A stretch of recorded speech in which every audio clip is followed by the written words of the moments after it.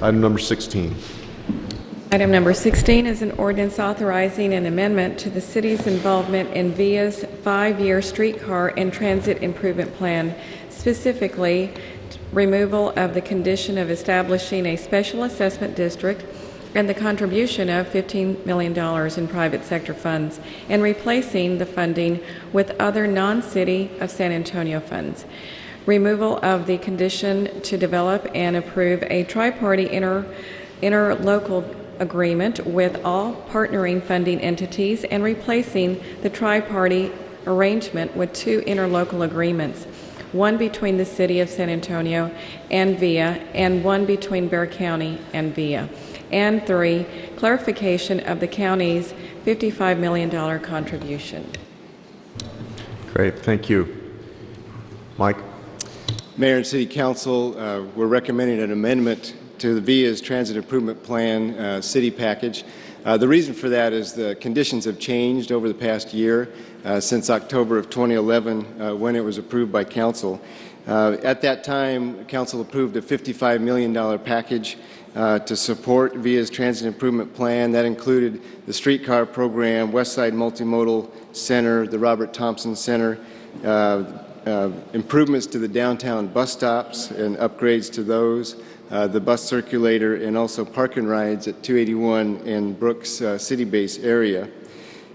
Leading up to that action, VIA asked the city to match the county's contribution of $55 million. So city management and staff looked at how to come up with that 55, and we're successful in identifying 40 of the 55 with city funds, $32 million in funding, and then $8 million, which was allocated to South Alamo for reconstruction, in-kind service for us, reconstructing that corridor in preparation for a streetcar. So that was a total of 40. So that at that time, that left us with a $15 million gap. The only source that we could really identify at that time was a private special assessment of the downtown property owners. So what has changed? In the past year, that funding gap has more than disappeared, thanks to other funding partners, the federal government and the county increasing their contribution from 55 to 92 million. That $15 million need disappeared. And, as we talked more with the downtown property owners, they currently have a special assessment in place that accumulates approximately $2 million a year coming from the private property owners downtown. That takes care of the downtown upkeep, the maintenance, power washing, trash collection, landscaping, and also the ambassador program down. So it was difficult to get them to say that they would have over 50% support, which is what's required for a special assessment district, to add to that assessment for those owners. So what we're recommending, given those changes, is that we drop the requirement for the $15 million in special assessment from the private sector property owners, and that would keep the city's contribution right at the $40 million, but not tie it to a private contribution. The second element is, at the time that this was being discussed and negotiated, we wanted to have a tri-party agreement between the county, the city, and VIA. We don't see the need for that now. Now that VIA's commitment has gone from 55 million, the county's commitment has gone from 55 to 92 million. That's in place. They have a signed agreement with VIA, so we could execute a funding agreement like we typically would, a two-party agreement with VIA on this. So that's staff is recommending approval of this item.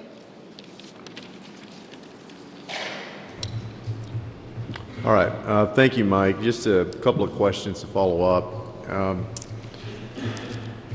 So I want to clarify, what you're saying is that the city's contribution is staying the same. Is that right? That's correct. It's still the 40 million. Yeah, so we're not, right. We're not, you're not asking us to allocate more resources from the city of San Antonio. That's correct. Okay. You mentioned other sources. If you could just review, is that mostly the county? It is mostly the county. They've increased their contribution to VIA's plan from 55 million to 92 million. So significant increase. There has been some federal involvement as well, Tiger Grant and so forth. continued support from the federal government as well. Okay. Was that for the West Side Multimodal Yes. Center? Yeah. And you also mentioned the Public Improvement District.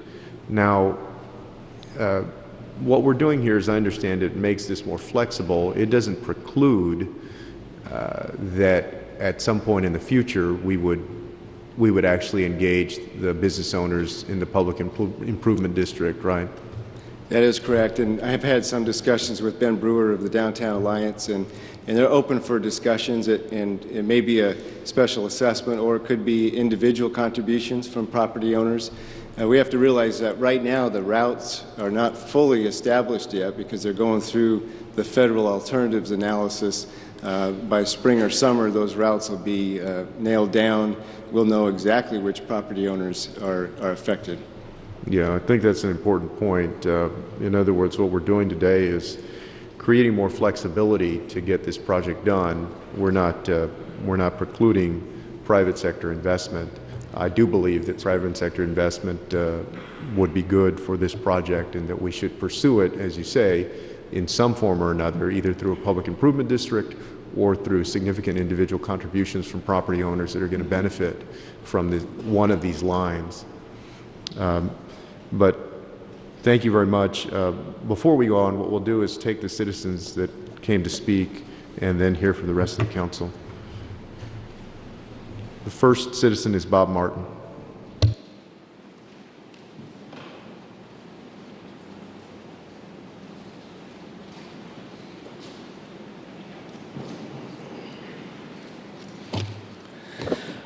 Thank you, Mayor, members of City Council. For the record, my name is Bob Martin. I'm the president of the Homeowner Taxpayer Association of Bexar County. We basically fight for those on the tax end of tax and spend, which is most of us. Boy, what a sugarcoating I just heard.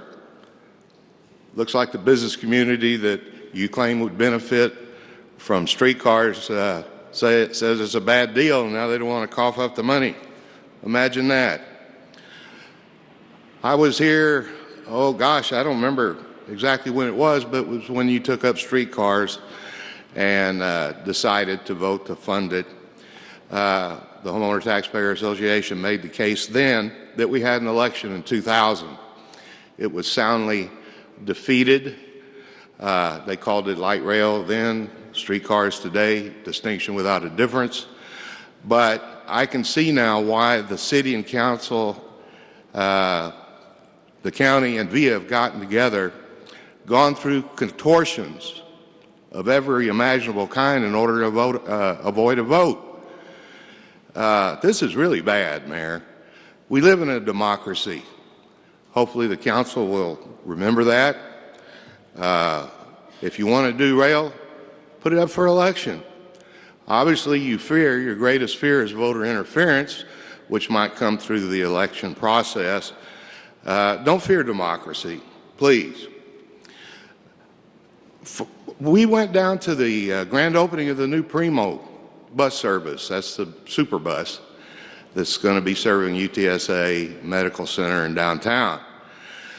For the price of 1 mile of track, for a streetcar, you can buy approximately 40 Primo buses. I understand they're about $875,000 each. They run on natural gas. They don't pollute near as much as diesel or gas. And you don't need new infrastructure to run them. They can go on any city street, really. They're built to where they can make turns around tight corners. Just a reminder, we had streetcars in San Antonio up until 1933. At that time, they were deemed obsolete. They still are today, although you will call them modern streetcars. They still run on overhead wires and electricity and use electric motors. But they were replaced by buses because buses proved to be more cost-effective and, of course, could make use of the existing infrastructure. So that's about it. Hopefully, Council will reconsider this issue and vote against this, or as a minimum, put it on the ballot. Let citizens vote. Thank you. Thank you very much, Mr. Martin.